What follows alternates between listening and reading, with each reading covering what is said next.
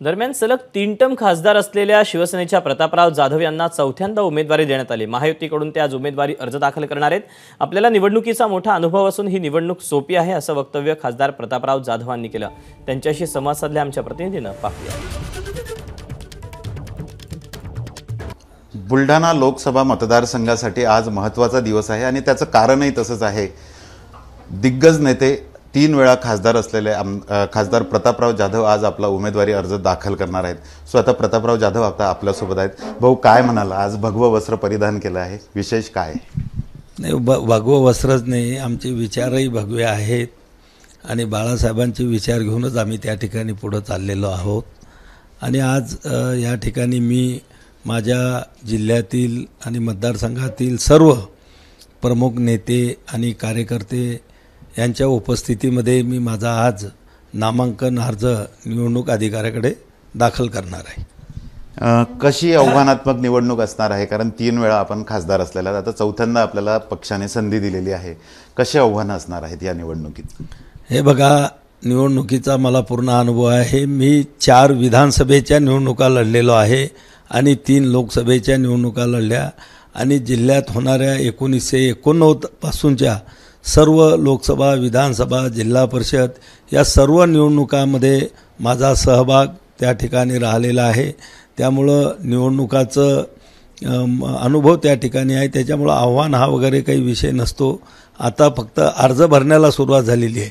अर्ज भरले जातील, माघार होतील, त्याच्यानंतर चित्र स्पष्ट होईल आणि मग प्रचाराला सुरुवात झाल्यानंतरच त्या ठिकाणी आपल्याला त्या ठिकाणी म्हणजे सर्वांच्या लक्षामध्ये येऊ शकते की बा नेमकं कुठलं काय चालू आहे किंवा कोणत्या उमेदवाराचं किती, कोण पुढं चाललं, कोण मागं राहतं, हे त्यानंतरच त्या ठिकाणी स्पष्ट होत असतं। आणि या निवडणुकीत थोडं आव्हान असं वाटतंय की आपल्याच पक्षातनं आपल्याला विरोध होताना दिसतोय। आपल्याच पक्षाचे आमदार संजय गायकवाड यांनी उमेदवारी अर्ज दाखल केला आहे। आपला मित्र पक्ष असलेला महायुतीतील भारतीय जनता पार्टीचे जे प्रभारी आहेत, लोकसभा प्रभारी किंवा लोकसभा मतदारसंघ प्रमुख विजयराज शिंदे यांनी काल उमेदवारी अर्ज दाखल केला आहे। का त्यांनी आपल्या विरोधात बंड केलं आहे? नाही, हे बंड वगैरे काहीही नाही। आज त्या ठिकाणी तुम्ही पाहत असाल की वरती ही महायुती आहे आणि या महायुतीमध्ये असेल किंवा दुसऱ्या बाजूची महाविकास आघाडी असेल, याच्यामध्ये अनेक पक्ष एकत्र आल्यानंतर थोडा जागांच्या अपेक्षा प्रत्येक पक्षाकडून आणि प्रत्येक पक्षामधल्या कार्यकर्त्याकडून त्या ठिकाणी वाढलेल्या आहेत आणि प्रत्येक पक्षातल्या कार्यकर्त्याला त्यांच्या भागातली उमेदवारी त्यांच्याच पक्षाच्या उमेदवाराला मिळावी असणं हे काही चुकीचं नाही। आणि म्हणून त्या ठिकाणी हे सगळं तुम्ही पाहत आहेत। 1-2 दिवसामध्ये सगळं चित्र त्या ठिकाणी स्पष्ट होईल। पण महायुती हे एक शिस्तबद्ध सगळे पक्ष आहेत आणि या ठिकाणी बंडखोरी वगैरे असा काही विषय राहणार नाही। अंतिम लढत कशी होईल? काय वाटतं तुम्हाला? तुमची लढत कुणाशी असेल? हे बघा, अजून पुढचे उमेदवारच त्या ठिकाणी निश्चित झालेले नाहीत, त्यामुळं आज लढत कोणासंग होईल हे सांगता येणार नाही।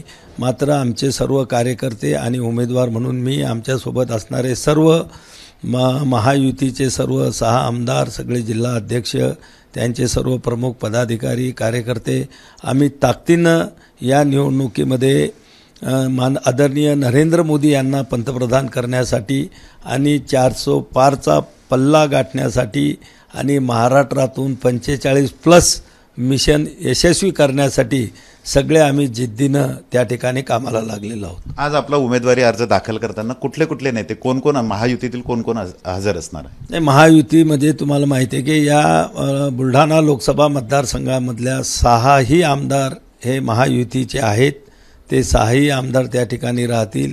त्यानंतर महाराष्ट्राचे पाणी पुरवठा मंत्री आणि शिवसेना नेते गुलाबराव पाटील या ठिकाणी येणार आहेत आणि शिवसेनेच्या प्रवक्त्या ज्योतिताई वाघमारेसुद्धा आज माझ्या अर्ज उमेदवारी भरण्यासाठी या ठिकाणी येणार आहेत आणि सर्व आमचे प्रमुख जिल्हा अध्यक्ष असतील, प्रदेश कार्यकारिणीवरले सगळे सदस्य असतील आणि कार्यकर्ते असतील, हे सगळे आज या ठिकाणी उमेदवारी अर्जाला भरण्यासाठी सर्व महायुतीच्या सर्व घटक पक्षाचे लोक येणार आहेत। मुख्यमंत्री किंवा आपल्याच पक्षातील वरिष्ठ नेते का आज हजर नाहीत आपल्या उमेदवारी अर्ज दाखल करण्यास? हे बघा, महाराष्ट्रामध्ये महायुतीमध्ये आम्ही 48 जागा लढवतो आणि सर्व 48च्या 48 जागेच्या ठिकाणी मुख्यमंत्री किंवा उपमुख्यमंत्री या सगळ्याला जाणं शक्य नाही। त्यांच्याही मागे बरेच जबाबदाऱ्या आहेत, कामं आहेत। पुढच्या टप्प्याचे ज्या काही निवडणुका होत आहेत तिसऱ्या चौथ्या पाचव्या टप्प्यातल्या, तर तिथलचे उमेदवार त्या ठिकाणी फायनल करणं वगैरे त्यांच्या महत्त्वाच्या बैठका विचारविनिमय त्या ठिकाणी चालू आहे. म्हणून सगळ्यांनाच या ठिकाणी येणं शक्य नसतं आणि तसं आम्ही आग्रह पण धरला नव्हता. तर नक्कीच आज महायुतीतर्फे खासदार प्रतापराव जाधव हे उमेदवारी अर्ज दाखल करत आहेत आणि त्यामुळे मोठ्या संख्येने महायुतीचे जिल्ह्यातील नेते या ठिकाणी हजर राहणार आहेत असं प्रतापराव जाधव यांनी सांगितलं आहे. कॅमेरामन शांताराम तायडेसह doctor Sanjay Mahajan, ABP Majha, Buldhana. ABP माझा, उघडा डोळे बघा नीट.